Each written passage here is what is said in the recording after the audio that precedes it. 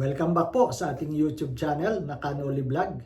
Palike and share po muna ng video natin ito. At pasubscribe na rin po doon sa mga hindi pa dyan nakasubscribe. Pindutin nyo rin po notification bell nang sa ganun na-update kayo pag ako'y may bagong upload video. May galap shoutout po sa lahat dyan, sa ating mga Kalinga partners, sa mga Kalinga viewers. Shoutout po sa inyo. Ganon din kay Kuya Bal, kay Ate Edna at kay Kalinga Prab. At kay Kuya Andy Kayakap, ayan, pakisuportahan nyo naman po ang channel ni Kuya Andy Kayakap. Napakasipag na scouter at mapagkakatiwalaan talaga pag sa pera.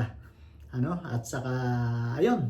At shoutout din po sa mga bagong nag-subscribe sa akin na mga nakasuporta kay Dara. Maraming pong salamat. Nabasa ko yung mga comments nyo na nakasuporta kayo kay Dara at mga new subscriber ko. Salamat po at ganun. Ayun po, meron din akong lilinawin sapagkat merong nakapag-comment din na ito ba yung pag-reaction ko kay Dara na pinag-usapan sa live ko nga po na ito ba senyales na bibitawan na natin si Joy Diwata. Ano ba sa palagay nyo dyan? Ano dyan sa mga Joynatics dyan, sa mga Franjoy dyan? Sa tingin nyo po ba kaya natin bitawan ang isang Joy Diwata? Baka nag-iisip na yung iba kasi about sa issue at nabanggit ko na ako'y bibitaw, ay nakapag-isip na kayo na baka si Kanoli umanap na ng ibang beneficiary at si Dara ng susuportahan. So gusto ko pong ipaalam sa inyo, mga makakapanood nito, na hindi po ganun yun. Hindi po natin iiwanan ng isang Joy Diwata. Bagkus dadagdagan pa natin ang mga susuportahan ng mga kung sino ma-reactionan natin. At ito pong gagawin namin, hindi lang po ako, kundi kasama ko nga ang team ko. Inuulit ko po sa inyo na makikisa kami sa paparating na kaarawan ng birthday ni Dara. Dahil siguro kung pinaghahanda nila ito ng magandang kaarawan, ay makatulong tayo. Diba? At para mabigyan din ng magandang okasyon. Lalo na po at ito debut, ika 18 years old ni Dara. So maganda po, At isa pa, kaibigan po yan ni Joy Diwata. Malimit po yan na nagpupunta doon kay Joy. Naalaala ko noong parang nagkasakit si Joy, si Dara yung naandyan na hindi nga nakapunta sa party noon ng Kalingap, kundi sinamahan ni Dara si Joy na pumunta ng hospital. Ganon din po, pag-aalala ni Dara kay Joy.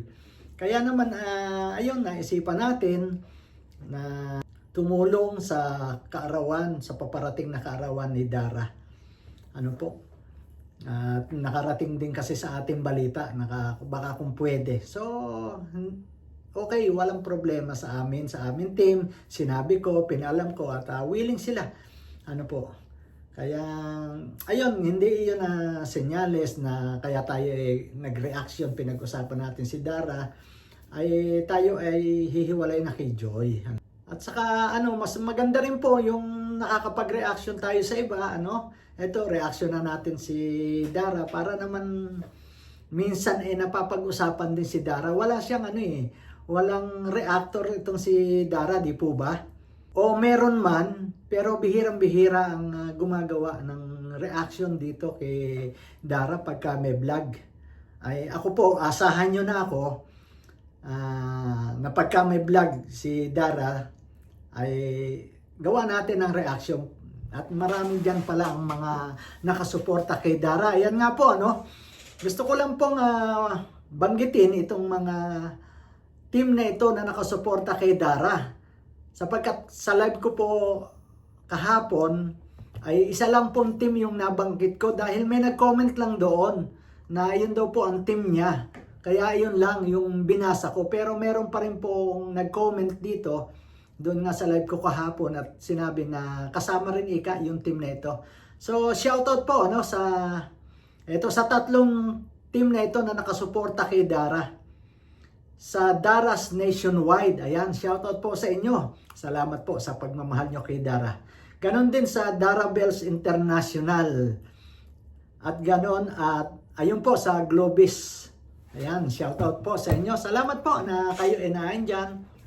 Ano po, na patuloy na nagmamahal kay Dara. Na sana nga, no, dumami pa yung mga sponsors din na sumuporta kay Dara. At ayun nga, lalo na po sa parating na kaarawan, sana ano, yung sponsors ng Mikris, ano po, ay makapag-share din dyan.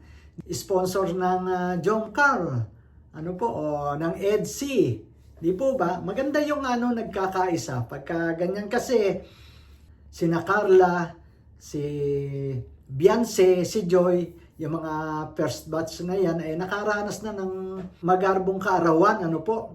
Bagamat si Joy ay hindi debo, pero pinarana sa kanya, di ba? Nito lang March na talagang ano, social yung dating ng kaarawan. At yun nga rin po ang gusto nating kasama tayo sa okasyon na ito na mairaos ng maganda. Kaya nga po kami sumuporta ang team namin. Kaya nagpapasalamat ako sa team namin ng I Love Joy International. At ang tingin ko marami pa rin po na mga sponsors ng Joynatics dyan, sa ibang team ang susuporta dyan.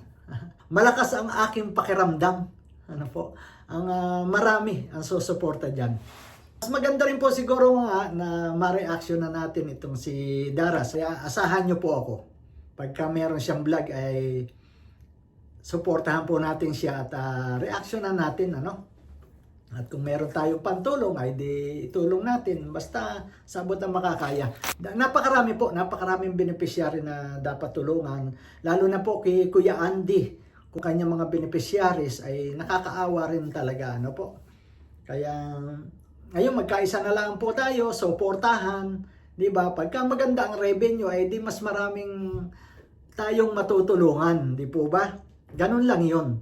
Kaya ako'y nagpapasalamat sa inyo sa pagsuporta nyo po at ayun nga tayo yung suporta natin. Uulitin ko po, yung suporta natin kay Joy Diwata ay hindi po nawawala yan. Kaya wag po kayong mangangamba. Yung mga naandyang nakasuporta kay Joy Diwata, yung mga Joynatics, Fran Joy dyan, wag po kayong mangamba na iiwanan na yata ni Canoli dahil si Dara na ang nireactionan. Hindi po ganun yun kasi may nabasa nga ako So, ganun po. Ganun din po. Walang mababago sa pagsuporta natin.